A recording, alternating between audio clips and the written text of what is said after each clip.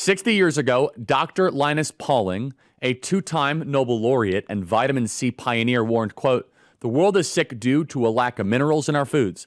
Today, depleted topsoil has left our food nutritionally deficient.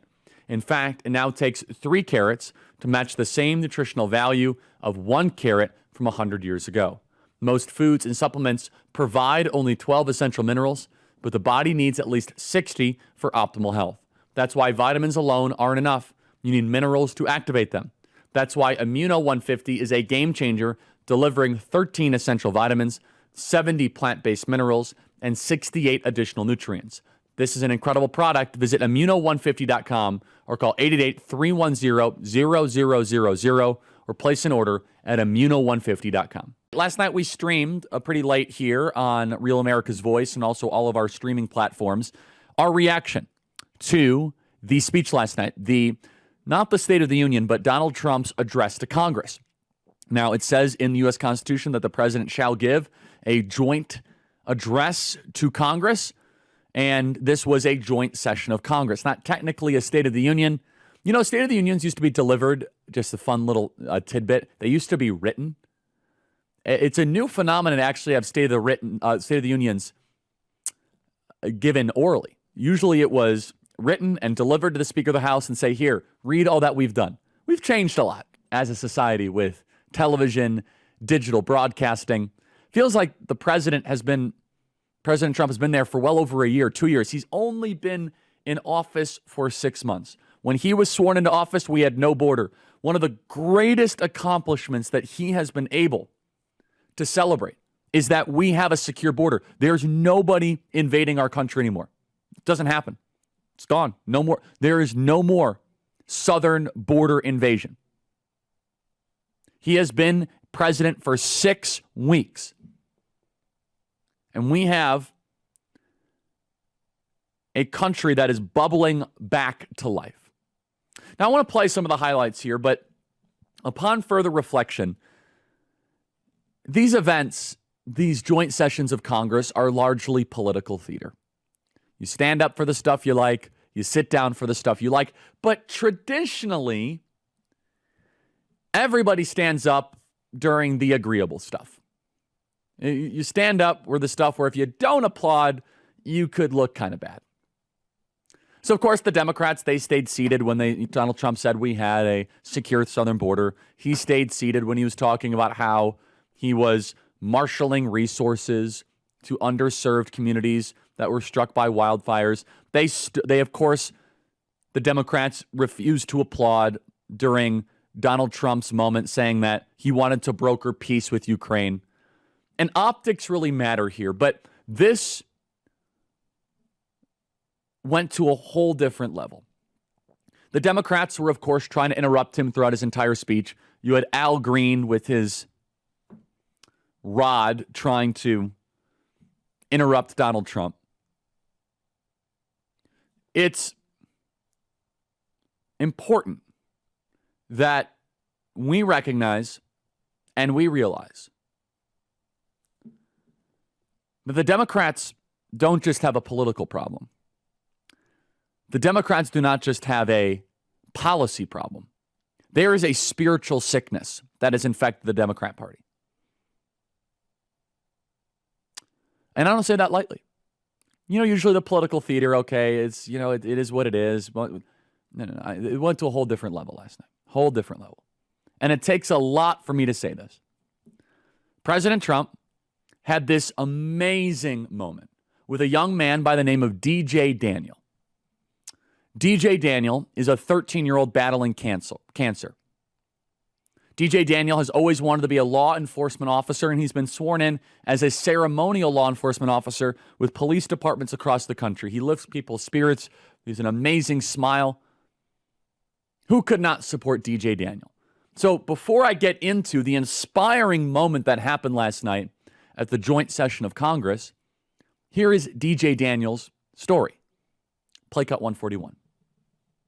But you want to know the craziest part? Because my mom bathes me and my brothers all together. And out of nowhere, I locked up. And then my dad was calling my name. And I started going to the slow thing. And he said, stop playing with me.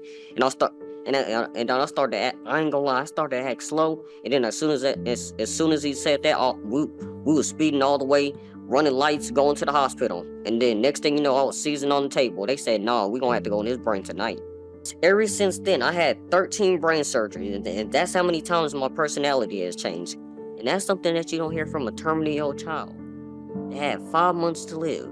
I'm gonna keep on going until my gas tanks run out. And that's when God calls you home. You never know when God's gonna call you home. I wouldn't be here if it wasn't for my dad. I know he's pretty proud of me, and I'm pretty proud of him too. And I'd like to thank President Trump, because if it wasn't for him, I wouldn't be here today. I'm not crying, you're crying. I mean, it's beyond a tearjerker. It moves you at a level of the soul. It's not political. It's what makes us human beings. It is a moment that should bring the country together, not divide it, no matter how much you hate Trump. So here's President Trump in a now very viral moment, appointing 13-year-old DJ Daniel to be an honorary member of the U.S. Secret Service. Play cut 130. In 2018, DJ was diagnosed with brain cancer. The doctors gave him 5 months at most to live. That was more than 6 years ago. Since that time, DJ and his dad have been on a quest to make his dream come true, and DJ has been sworn in as an honorary law enforcement officer, actually a number of times. The police love him, the police departments love him.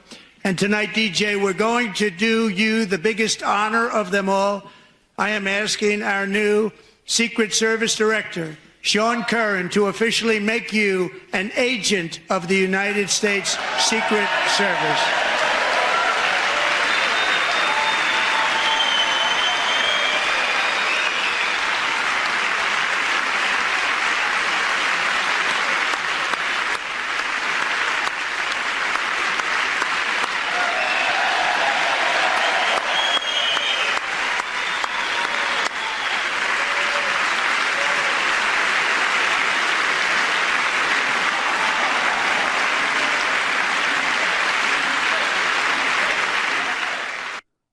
It's a kid with brain cancer who might not be around much longer. Everybody at home loved it. But look who didn't. Put up on screen 160. That's the Democrats.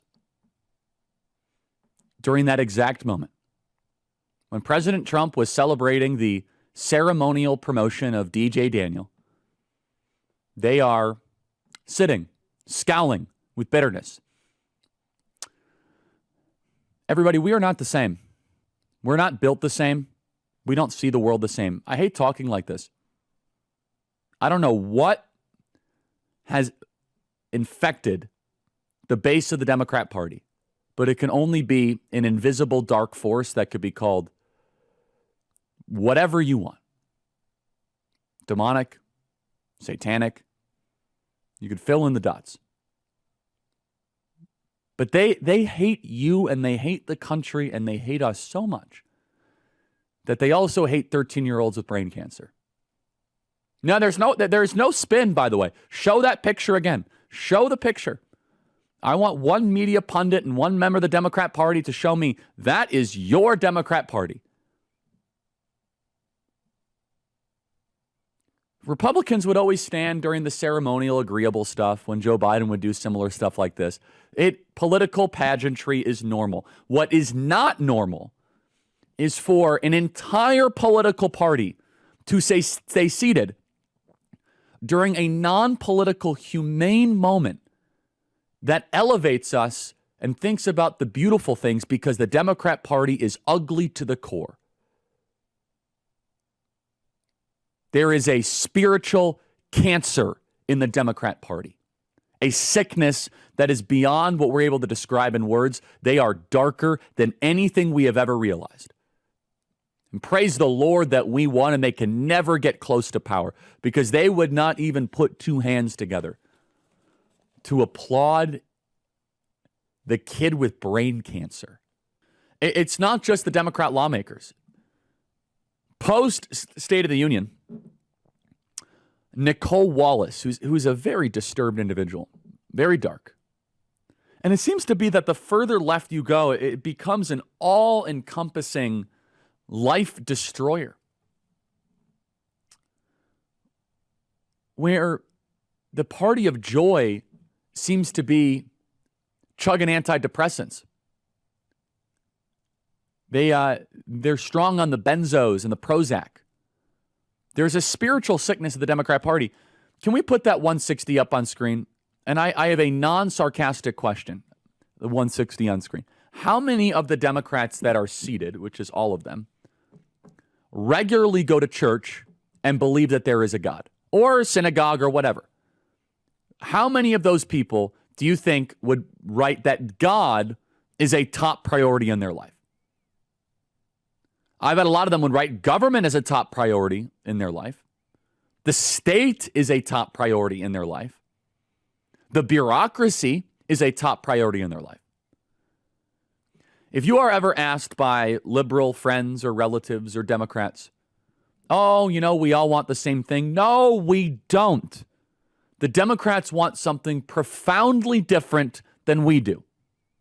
And they will not even stand out of their chair. It's just fine. If you don't believe it, just pretend. They can't even pretend to support the kid with brain cancer. But it wasn't just them. This is Nicole Wallace. And Nicole Wallace needs professional help. She needs like a whole team of people. She's got to go to Switzerland. She's got to get a whole workup. She's got to have a whole committee working on her for like a couple months. She needs the whole operation there. They got to do blood work. They got to do brain scans. There's something really deep and dark about her. Because you just don't go on TV and say something like this. You don't. She started off good. She started off fine. And then boom, she pivots into, I think, one of the more repulsive things I've ever seen on television, actually. And that says something.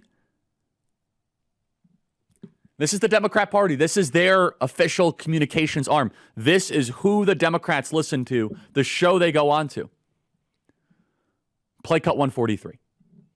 But I think this was a lesson in finding one thing that you let yourself feel. And I let myself feel joy about DJ. And I hope he's alive for another, 95 years, right? And I hope he lives and the life he wants to live. He wants to be a cop. He knows what he wants to do. And maybe when you have childhood cancer, that crystallizes for you. And I hope he has a long life as a law enforcement officer. But I hope he never has to defend the United States Capitol against Donald Trump supporters. And if he does, I hope he isn't one of the 6 who loses his life to suicide. And I hope he isn't one who has to testify against the people who carried out acts of seditious conspiracy and then live to see Donald Trump pardon those people. Who thinks like this? As I said earlier, I don't get speechless quite often. This is the state of the Democrat Party. She's wishing that a 13-year-old with brain cancer doesn't commit suicide, that he doesn't have to testify, making some sort of bizarre connection to January 6th. To this young man who just had this amazing moment. She started off fine, and then all of a sudden, like a different programming set got put in. As if like the files got mixed up. As if there was just a glitch. She was like, my programming tells me I must say something agreeable, and then boom! As if there was just kind of a programming error. And she goes into, I mean, she of course should be taken off air, but more than that, she should be watched very closely. It's very, very dark. And I mean, that is dark stuff. I mean, that would be dark if just like a random YouTuber said that. Or if like a random person on the side of the street. This is a woman with a news broadcast show that lawmakers go on. And of course, all the media outlets say Republicans pounce on MSNBC host. Right-wingers pounce. This is the Independent. MAGA loses its mind over Nicole Wallace's sickening comments.